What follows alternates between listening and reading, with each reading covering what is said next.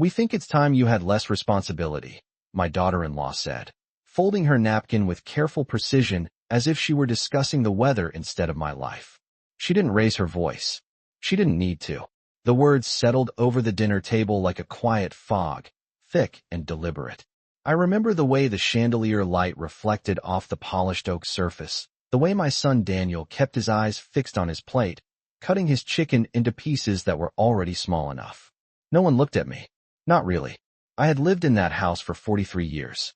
I had memorized the sound of every stair, every draft that slipped through the windows in January, every place where the afternoon sun rested on the hardwood floors. Yet that night, sitting at the head of my own table, I felt like a guest who had overstayed her welcome. The house was a two-story colonial just outside Columbus, Ohio, with white shutters and a maple tree in the front yard that my late husband, Thomas, planted the year Daniel turned 10. It was never just a structure to me. It was birthdays measured in inches against the pantry wall, Christmas mornings with wrapping paper covering every square foot of carpet, summer evenings on the back deck listening to cicadas hum while the grill smoked in the distance. After Thomas passed 3 years ago from a sudden heart condition, the silence in the house was heavy but familiar, like grief itself. I learned to move through it. I learned to make coffee for one. I learned to sleep on my side of the bed without reaching across in the dark. When Daniel and his wife, Olivia, suggested moving in temporarily, while they saved for a larger home, I agreed without hesitation. Family stays together. That is what I had always believed. At first, it felt comforting to hear footsteps upstairs again, to smell someone else's shampoo drifting down the hallway, to have another car in the driveway. But comfort is a delicate thing. It shifts quietly. It fades without announcing its departure. The first change was small. Conversations that stopped when I entered the room. A lowered voice. A quick exchange of glances. Then came the practical suggestions disguised as concern. "Mom, maybe let Daniel handle the property taxes this year. You shouldn't stress about the maintenance schedule. We can take care of the insurance paperwork." I told myself it was kindness. I told myself it was modern efficiency. I told myself I was lucky to have a son who wanted to help. But help has a way of turning into control when you're not paying attention. That evening at dinner, the air felt rehearsed.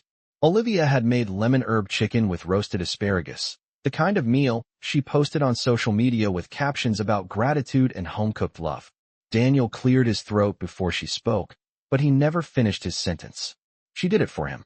"The house is a lot for you," she continued gently. "We just think you deserve something simpler. Something easier." Easier. I glanced around the dining room.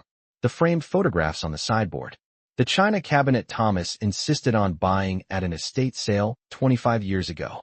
The faint scratch on the wall where Daniel once lost control of his little league bat. Nothing about this house had ever been easy. It had been earned. Paid off inch by inch over 30 years of mortgage statements and careful budgeting. I folded my hands in my lap. I did not argue. I did not cry. I simply nodded once, as if I were considering a minor home improvement rather than the slow erasure of my place within these walls. Daniel finally looked at me then, but not the way he used to when he was small and searching for reassurance. His expression was cautious, calculating. "It's just practical, Mom," he said. Practical. A word that leaves no room for sentiment. I felt something settle inside me. Not anger, not even hurt, but clarity. Because earlier that afternoon, while sorting through old paperwork in the study, I had found something that did not align with their version of practicality. An email printed and left on the desk by mistake. A subject line that read, "Property appraisal confirmation." I had not mentioned it. Not yet. I lifted my glass of water and took a slow sip, letting the silence stretch just long enough to become uncomfortable. They believed they were preparing me for a transition. They believed I was unaware. What they did not realize was that I had already begun preparing for something of my own. After dinner that night, I did not go straight to my bedroom. Instead, I cleared the plates slowly, rinsed them under warm water, and listened to the low murmur of Daniel and Olivia's voices drifting from the living room. They were careful. They always lowered their tone just enough so that I could not make out the full sentences, only the rhythm of planning. The dishwasher hummed as I dried my hands on a linen towel that had once belonged to my mother. I stood at the kitchen sink for a long moment, looking out at the backyard where the maple tree swayed under the porch light. Thomas used to say that tree would outlive all of us. I wondered what he would think of the way the house felt now, like something slowly being measured rather than lived in. Earlier that afternoon, when I found the printed email on the study desk, I had been searching for an old warranty for the furnace. The paper was crisp, freshly printed, the header clearly visible. Property appraisal confirmation. Scheduled for Friday at 10:30 in the morning. I traced the date with my finger. No one had mentioned an appraisal. No one had asked my availability. I checked the calendar on the refrigerator later. Olivia had written dentist appointments, a yoga class, a weekend trip to Cincinnati, but nothing about a licensed appraiser walking through the house I had paid off 15 years ago. I did not confront them that night. Confrontation is loud, and loud people rarely hear the truth. Instead, I returned to the study after they went upstairs. The hallway light was still on. Daniel had always forgotten to turn lights off as a child. I used to follow behind him, switching them off one by one, telling him electricity was not free. Some habits do not change. I sat in Thomas's old leather chair and opened the desk drawer where we kept important documents. The house deed was there, along with the mortgage release letter dated March of 2008. I remembered the day we made the final payment. We had celebrated with takeout from the Italian place on Main Street and a bottle of sparkling cider because Thomas said it felt inappropriate to open champagne on a Tuesday. I ran my hand over the embossed seal on the deed. Both our names were listed. After his passing, the ownership had transferred to me without dispute. Daniel had been present when the attorney explained it. He had nodded, even squeezed my shoulder. That memory felt distant now, like a photograph that had faded at the edges. I pulled out my reading glasses and studied the fine print again. I wanted to be certain. The house was legally mine. Not shared. Not conditional. Mine. Upstairs, a door closed softly. Footsteps crossed the hallway. Water pipes rattled briefly as someone turned on the shower. The sounds were ordinary, domestic, and yet they no longer felt like the background music of family life. They felt like tenants moving through rented space. I closed the drawer and leaned back in the chair, allowing myself one slow breath. If they believed I was unaware, that was to my advantage. I thought about the way Olivia had said easier, as if the word carried kindness. I thought about Daniel's careful tone, the way he avoided meeting my eyes. Practical. Easier. Responsibility. Words chosen with intention. I reached for my phone and scrolled through my contacts until I found a name I had not dialed since Thomas's memorial service. Harold Bennett, attorney. My finger hovered over the number, but I did not press it. Not yet. Timing matters. I switched off the study lamp and walked upstairs, pausing briefly outside Daniel and Olivia's bedroom door. Their voices were low but animated now, a quick burst of laughter escaping before the sounds softened again. I continued down the hall to my own room. The bed was neatly made, the quilt folded back the way I preferred. I sat on the edge of the mattress and looked around at the familiar walls. Nothing in this house had changed physically. The same crown molding, the same framed wedding portrait above the dresser. But something had shifted in the atmosphere, something subtle and deliberate. I removed my earrings and placed them in the small ceramic dish Thomas bought me at a county fair more than 20 years ago. Then I lay back against the pillows and stared at the ceiling, listening to the faint hum of the air conditioning unit. Friday at 10:30 in the morning. An appraiser would walk through these rooms, measuring square footage, assessing value, reducing memories to numbers on a clipboard. They believed I would be surprised.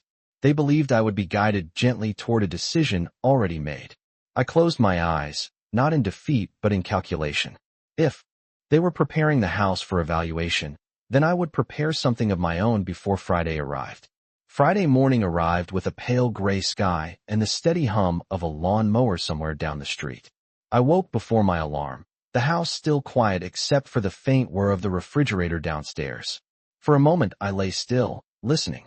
I used to wake to the sound of Thomas clearing his throat in the bathroom or the smell of coffee already brewing. Now I woke to anticipation. At 7:15, I heard Daniel's bedroom door open. Footsteps moved toward the kitchen. Cabinet doors clicked. The coffee maker started. Routine continued as if the day were ordinary. I dressed carefully, choosing a navy sweater and pressed slacks. Nothing dramatic. Nothing that suggested confrontation. Presentation matters. When I walked into the kitchen, Olivia was scrolling through her phone at the island while Daniel stood by the sink. They both looked up briefly, their smiles polite and measured. "Good morning," Olivia said, her tone light. We might have someone stopping by later to take a look at the house. Just routine. Routine. I poured myself a cup of coffee and stirred it slowly, watching the cream dissolve into the dark surface. At 10:30? I asked without looking at her. The silence that followed was short but sharp. Daniel cleared his throat. Yes, I was going to mention it. I nodded once. Of course. I did not ask for details. I did not express surprise. I let them fill the space with explanations about market trends and refinancing options and future planning. Words layered over each other, careful and rehearsed. I listened without interrupting, memorizing not just what they said, but how they said it. The appraiser arrived at 10:28, punctual and professional, carrying a black portfolio and a small laser measuring device. He introduced himself as Mr. Collins, shook Daniel's hand first, then Olivia's, then mine. His grip was firm but neutral. He asked practical questions about square footage, renovations, the age of the roof. Daniel answered most of them quickly, stepping slightly in front of me, as if proximity equaled authority. I noticed the subtle shift, the way he positioned himself between the appraiser and me when we entered the living room. I stepped aside and allowed the tour to continue. Mr. Collins measured the width of the hallway, noted the hardwood floors, complimented the natural light in the dining room. He spoke in numbers and comparable sales within a 5-mile radius. He did not see the pencil marks inside the pantry door where Daniel's height had been tracked each year. He did not see the faint discoloration on the deck boards where Thomas once spilled a can of varnish. Value is not always visible. As they moved upstairs, I remained in the kitchen and opened the drawer beside the refrigerator where we kept spare keys. I counted them slowly. Front door, back door, garage entry, all accounted for. I closed the drawer just as the group returned. The entire visit lasted 40 minutes. When Mr. Collins left, Daniel walked him to the driveway. Olivia began wiping the already spotless counter with a damp cloth, her movements brisk. "It is just information," she said, not meeting my eyes. "It does not mean anything is decided." I folded the dish towel in my hands. "Information is powerful," I replied evenly. Daniel re-entered the kitchen, car keys in hand. "I have a call at 11, he said. "We can talk tonight." I watched him leave through the side door, the screen closing with a soft click. Olivia's phone buzzed. She glanced at it, then at me, then excused herself upstairs. The house fell silent again, but it was not the same silence as before. It felt measured, evaluated. I walked back to the study and sat at the desk, pulling my phone from my pocket. This time I did not hesitate. I pressed the contact labeled Harold Bennett and listened as it rang. When he answered, his voice was steady, familiar. "Mrs. Whitmore," he said warmly. "What can I do for you?" I looked around the room one more time, at the framed photograph of Thomas smiling beside the maple tree he planted decades ago. "I would like to review my estate documents," I said calmly. "And I would like to do it soon." Harold suggested we meet the following afternoon at his office downtown, a modest brick building 3 blocks from the courthouse where Thomas and I once renewed our vows on our 25th anniversary. I arrived 10 minutes early, parking my sedan beneath a row of maple trees that had already begun to turn faintly gold at the edges. The air carried the dry scent of early autumn, and for a moment I allowed myself to stand outside the car, steadying my thoughts before stepping inside. Harold greeted me with the same measured warmth he had shown at Thomas's memorial service, not overly sentimental, not detached. His office walls were lined with dark wooden shelves, each holding neatly arranged binders labeled by year and client name. He gestured for me to sit across from his desk and placed a thick folder in front of me. "I assume this is about the appraisal," he said gently. I nodded. "They did not think I would notice," I replied. Harold did not appear surprised. He opened the folder and reviewed the documents methodically, explaining the structure of my current will, the transfer of ownership after Thomas passed, and the protections already in place. The house was solely in my name, free of any lien or shared claim. Daniel had no legal authority to refinance, sell, or leverage it without my signature. Hearing the words spoken aloud felt different than reading them in silence.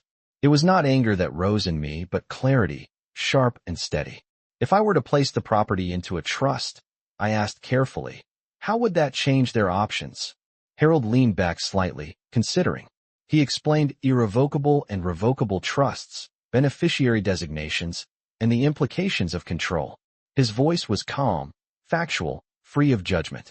He did not ask whether I trusted my son. He did not need to. I listened closely, absorbing each detail, asking questions about timelines, signatures, contingencies, practical matters. By the time I left his office, the folder felt heavier in my hands, not because of its weight, but because of what it represented.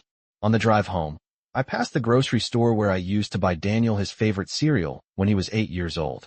I remembered him sitting at the kitchen table, milk dripping from his spoon as he talked about becoming an architect. He used to build elaborate towers out of wooden blocks in the living room, always insisting that foundations mattered more than height. I wondered when that lesson had shifted. When I pulled into the driveway, Daniel's car was already there. Olivia's SUV was parked beside it. The curtains in the living room were slightly parted, and I caught a glimpse of movement inside before they closed again. I stepped out of the car and walked toward the front door with measured steps. The porch boards creaked beneath my weight, familiar and steady. Inside, the air smelled faintly of lemon cleaner. Olivia was at the dining table with her laptop open, spreadsheets reflected in her glasses. Daniel stood by the window, phone in hand. They both looked up when I entered. "How was your afternoon?" Olivia asked, her tone pleasant. I set my purse down on the sideboard and removed my coat. "Productive," I replied. Daniel studied my face as if searching for something he could interpret, some sign of accusation or surrender. I offered neither. Instead, I moved toward the kitchen and poured myself a glass of water, the sound of ice settling in the glass echoing lightly. "The appraisal went smoothly," he said after a moment. "It gives us a clearer picture." Clearer picture. I turned slightly, meeting his eyes for the first time that day.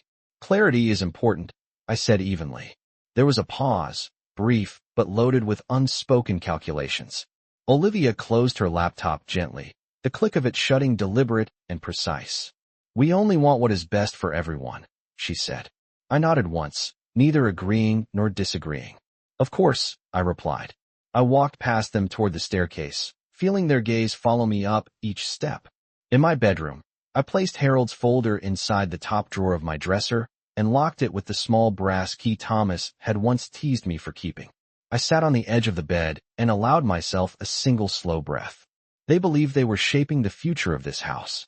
They believed they were guiding me toward a conclusion already written.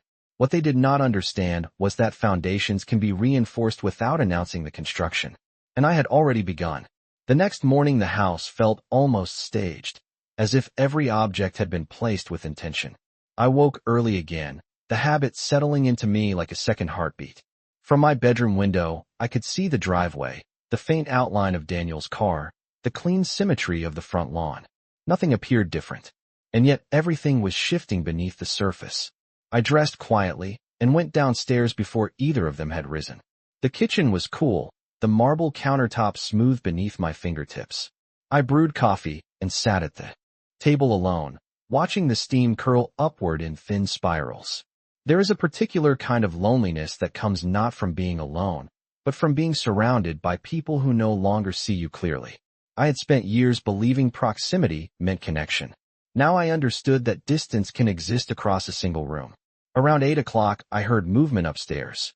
A shower turned on. Closet doors slid open. Olivia's heels clicked against the hardwood as she descended the staircase. She paused when she saw me already seated. "You are up early," she said lightly. "I have always been," I replied. She opened the refrigerator, scanned its contents, and began rearranging containers as if organizing them might organize something larger.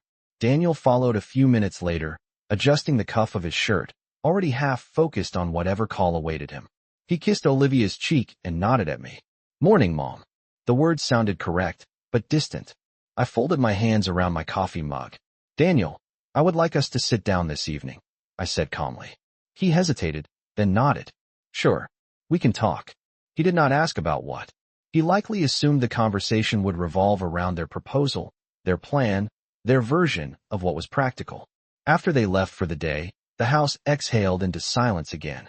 I walked through each room slowly, not to inspect, but to remember. The living room where Thomas once assembled a bookshelf with instructions he refused to read.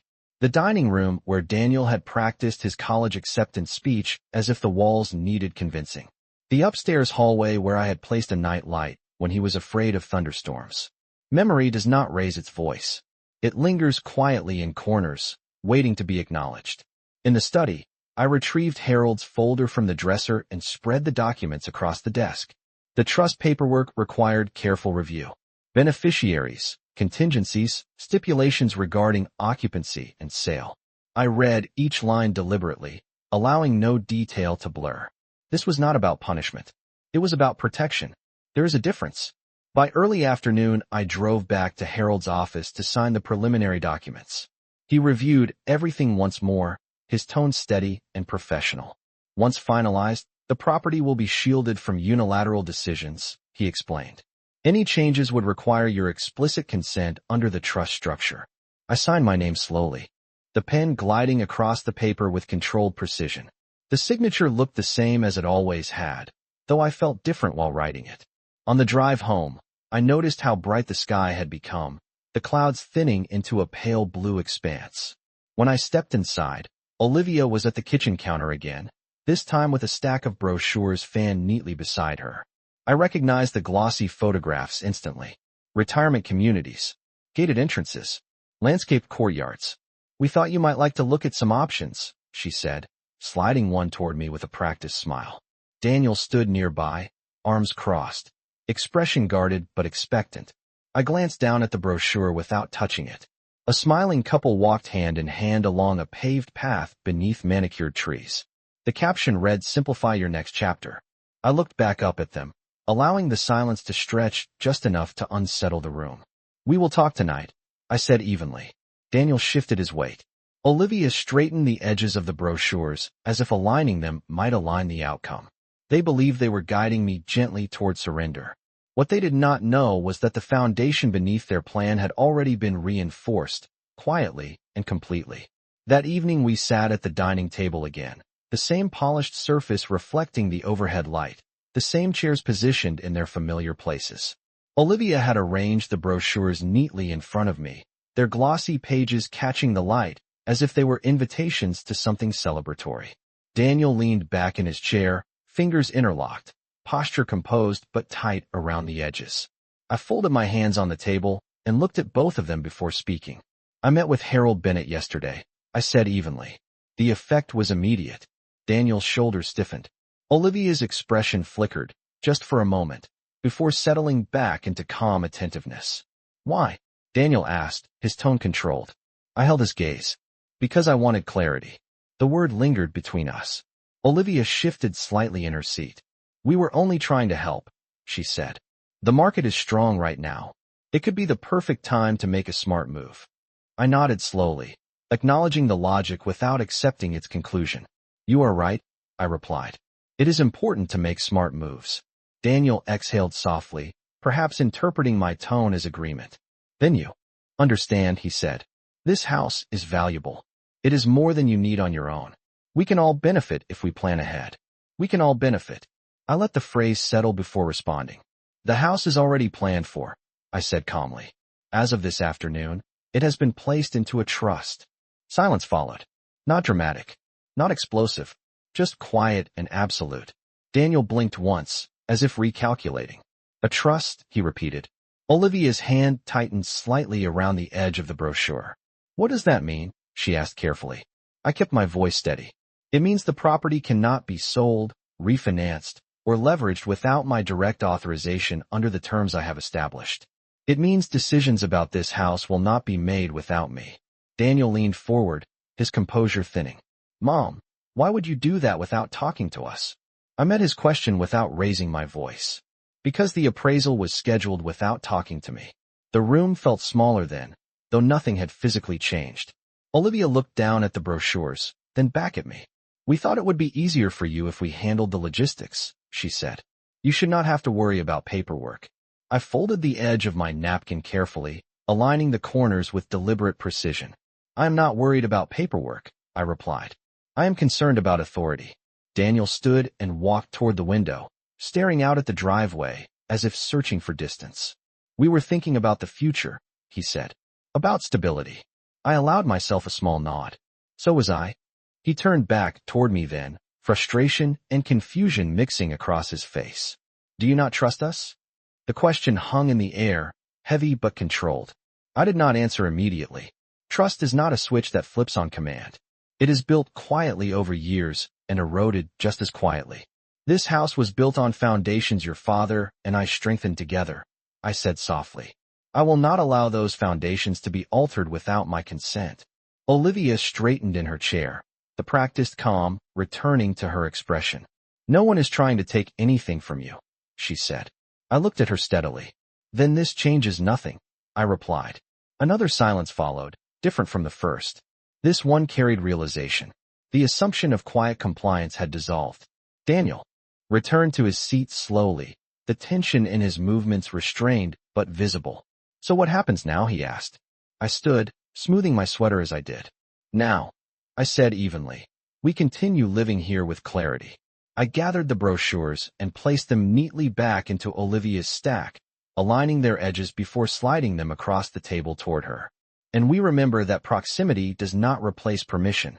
I turned and walked toward the staircase without haste.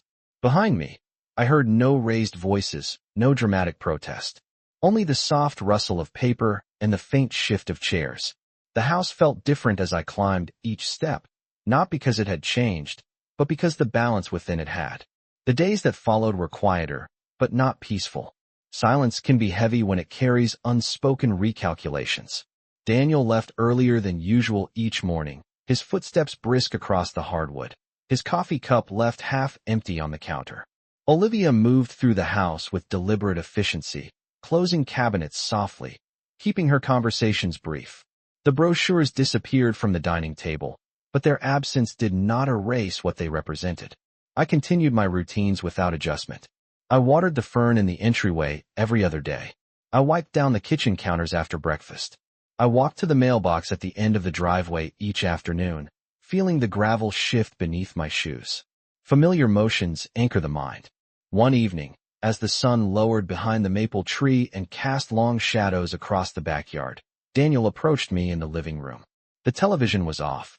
I had been sitting in Thomas's old armchair, reviewing a small notebook where I tracked household expenses in neat columns. Daniel stood near the fireplace, hands in his pockets, posture uncertain. Can we talk? He asked. I closed the notebook gently and placed it on the side table. We are talking, I replied calmly. He nodded once, then exhaled. I did not realize you would see it as a betrayal, he said. The word lingered between us. I studied his face carefully. He looked older than I remembered, lines near his eyes that had not been there a few years ago. Responsibility can age a person quickly. What did you think I would see? I asked quietly. He shifted his weight. I thought you would see it as planning. As protecting. The future. Houses appreciate, Mom. Equity matters. I folded my hands in my lap. And so does respect, I said. He looked down at the rug, tracing a faint pattern with his shoe. You have always handled everything, he continued. After Dad passed, I felt like I should step in. Make sure nothing slipped. I allowed myself a small nod. Stepping in does not mean stepping over, I replied. The room felt still, the only sound the faint ticking of the wall clock above the mantel. Daniel rubbed his forehead briefly, a gesture I had seen him make during exam weeks in college. Olivia worries about stability, he said. We both do. We thought combining resources might help all of us. I leaned back slightly in the chair.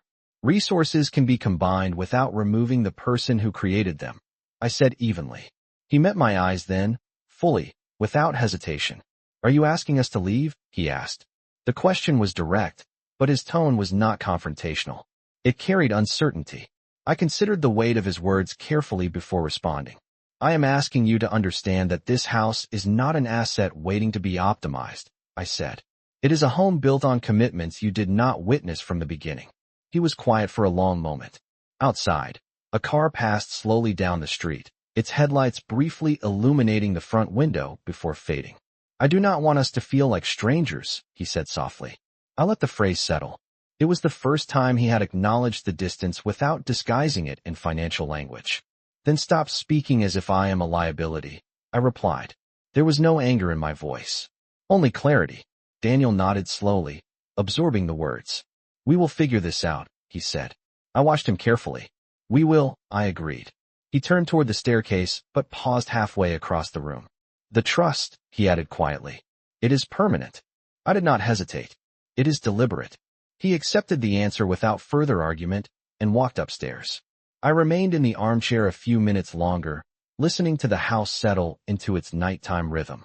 Pipes clicked softly as the temperature shifted. The refrigerator hummed in the kitchen. Familiar sounds. Steady. For the first time in weeks, the air felt less calculated. Not resolved, but adjusted. And sometimes adjustment is the first sign that foundations are holding. The following week unfolded with a careful calm that felt intentional rather than accidental. Daniel became more measured in his words, less quick to speak on my behalf when calls about utilities or maintenance came through. Olivia moved through the house with a quiet politeness that bordered on restraint. The tension had not disappeared, but it had shifted from assumption to awareness. One Saturday morning, sunlight poured through the kitchen windows in wide golden strips, illuminating the small scratches in the hardwood floor that only someone who had lived there for decades would recognize. I was standing at the counter slicing apples for a pie when Olivia approached, her expression composed but thoughtful. "I have been looking at townhouses," she said, not abruptly, not defensively, just plainly. I continued slicing, the steady rhythm of the knife against the cutting board grounding the moment. "That sounds practical," I replied evenly. She nodded, folding her arms lightly. "We realized that we might have moved too quickly in assuming this was our solution," she said. "We did not fully consider how it would feel for you." I placed the sliced apples into a bowl and dusted them with cinnamon, the scent rising warmly into the air. "Feelings matter," I said softly, "especially in places built from them." She was quiet for a moment, then added, "We never meant to make you feel displaced." I looked at her then, not with accusation, but with clarity. "Intent and impact are not always the same," I replied. Later that afternoon, Daniel joined us at the kitchen table. He had printed several listings, modest properties within a 10-mile radius, homes with manageable square footage and small yards. He placed them down gently, almost as if asking permission with the gesture itself. "We can manage this," he said, "on our own." I studied the papers without touching them. There was a steadiness in his voice that had been absent weeks earlier. Not entitlement, not strategy, just resolve. "I believe you can," I said calmly. The conversation did not escalate. It did not need to. Decisions that once felt like they were being made around me were now being spoken in front of me, directly and without disguise. Over the next few days, Daniel and Olivia began packing small items into boxes. Nothing dramatic, just gradual preparation. The sound of tape sealing cardboard echoed faintly down the hallway in the evenings. I did not interfere. I did not supervise. I moved through the house as I always had, watering plants, checking the thermostat, folding laundry. One evening, Daniel paused at the doorway of the living room where I was reading. "I did not see it before," he said quietly. I looked up from the page. "See what?" I asked. He stepped inside, glancing briefly at the maple tree visible through the front window. "That this place is more than square footage," he replied. The admission was simple, unadorned. I closed my book gently. "You will build your own foundations," I said. "Just make sure you protect them." He nodded, absorbing the advice without defensiveness. On the day the moving truck arrived, the sky was clear and bright. The driveway filled with measured movement as boxes were carried out one by one. Olivia thanked me quietly as she passed with a small lamp wrapped in bubble wrap. There were no raised voices, no dramatic farewells. Just the natural sound of transition. When the truck doors closed and the engine started, Daniel walked back toward the porch where I stood. He hesitated, then embraced me briefly, firmly. "This will always be home," he said. I rested my hand lightly against his back before stepping away. "Then treat it with respect," I replied softly. The truck pulled down the street, its shape shrinking until it disappeared beyond the corner.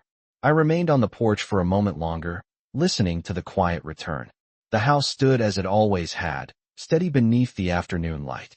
Inside, the air felt different. Not empty, not triumphant, just balanced.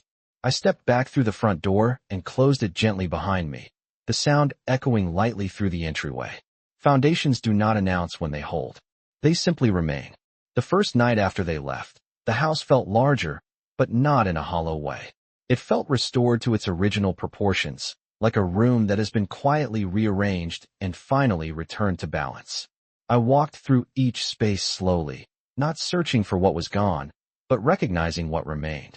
The indentation in the hallway runner where furniture had stood for months. The faint outline on the guest room wall where Olivia had hung framed prints.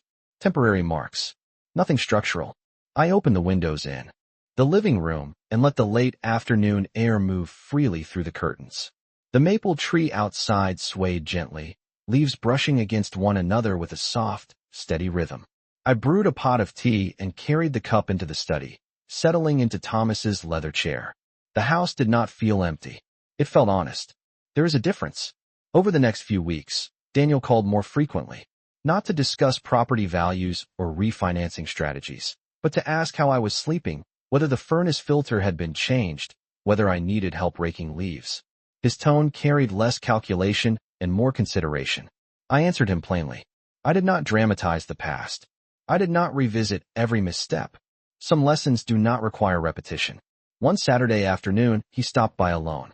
He stood on the porch for a moment before ringing the bell, as if acknowledging the boundary, even though he had once walked in without knocking. When I opened the door, he smiled in a way that felt less rehearsed. I brought coffee, he said, holding up a small cardboard tray from the cafe down the street. We sat at the kitchen table, steam rising between us. He glanced around the room, absorbing the familiarity from a different vantage point. It looks the same, he said quietly. I stirred my cup once. It is the same, I replied. He nodded, then added, I did not realize how quickly I shifted from son to strategist. The admission was simple, but it carried weight. I met his eyes. You were trying to solve a problem that did not exist, I said gently. Sometimes we create urgency where there is only memory. He looked thoughtful, then leaned back slightly in his chair. We are settling into the townhouse, he said. It is smaller, but it feels right. I allowed a small smile. Foundations first, I reminded him. He laughed softly, recognizing the echo of his childhood ambitions. Before leaving, he paused at the doorway of the study. I am glad you stood your ground, he said. The words were not defensive.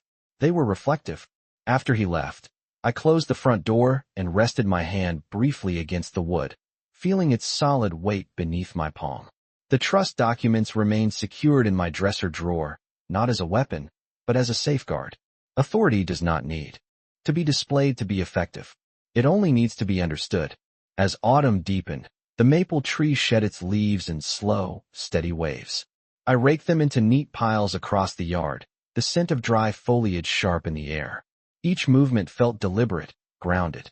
I no longer moved through the house with the awareness of being evaluated. I moved through it with ownership. In the evenings, I often sat on the back deck with a blanket around my shoulders, watching the sky fade from pale blue to amber and finally to a soft gray. The house behind me stood quiet and certain, its windows reflecting the last light of the day.